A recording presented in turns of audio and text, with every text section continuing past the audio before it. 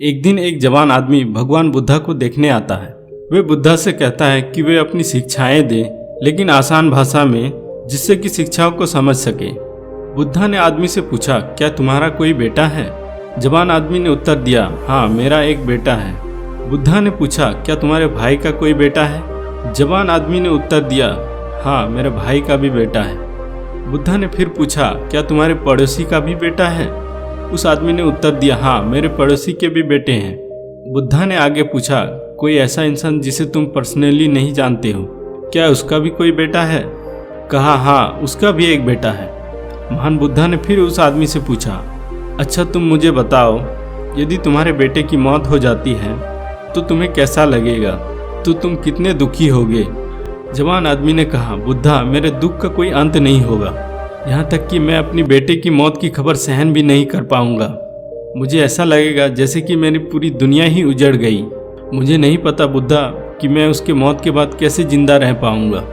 भगवान बुद्धा ने आगे पूछा, यदि तुम्हारे भाई की बेटी की मौत हो जाती है तो तुम्हें कितना दुख होगा?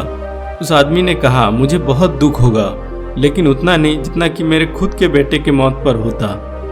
बुद्धा ने आगे पूछा, यदि तुम्हारे पड़ोसी के बेटे की मौत हो जाती है तो तुम्हें कैसा लगेगा?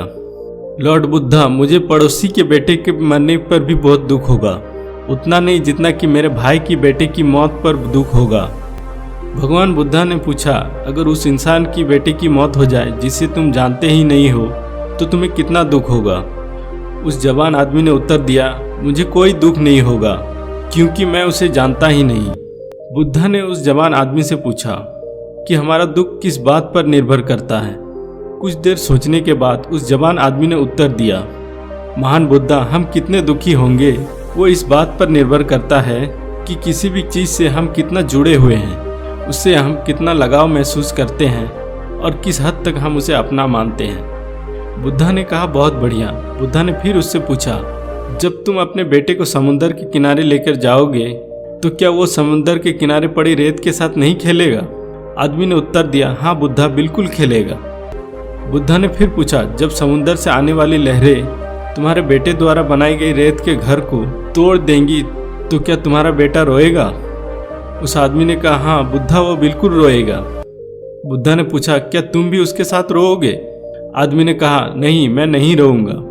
बुद्धा ने पूछा, तुम क्यों नहीं रोओगे? आदमी ने कहा, बुद्धा, बच्चा रोएगा क्योंकि उसे लगता है कि वो रेत का घर सुंदर है और हमेशा वहीं बना रहेगा, इसलिए वो उसके साथ जुड़ाव महसूस करता है।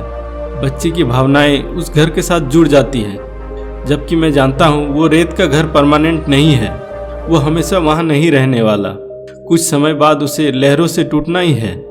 इसीलिए जब वो समुद्री लहरों से टूटता है तो मुझे दुख नहीं होता।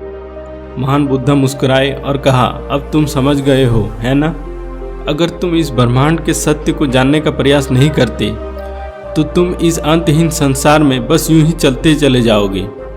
तब तुम में और रेत के घर को टूटता हुआ देखने वाले उस बच्चे के बीच में कोई फर्क नहीं रह जाएगा। अगर हम ध्यान से देखें तो महान बुद्धा हमें क्या सिखाना चाह रहे थे, यानी कि किसी से भी खुद को मत जोड़ो। इस दुनिया में कुछ भी हमेशा के लिए नहीं है। अगर हम खुद को किसी भी चीज़ या इंसान से जोड़ लेते हैं तो हमें दुख होगा जब वो चीज़ या इंसान हमें छोड़कर चले जाएंगे। ये वो रहस्य था जो बुद्धा जान गए थे।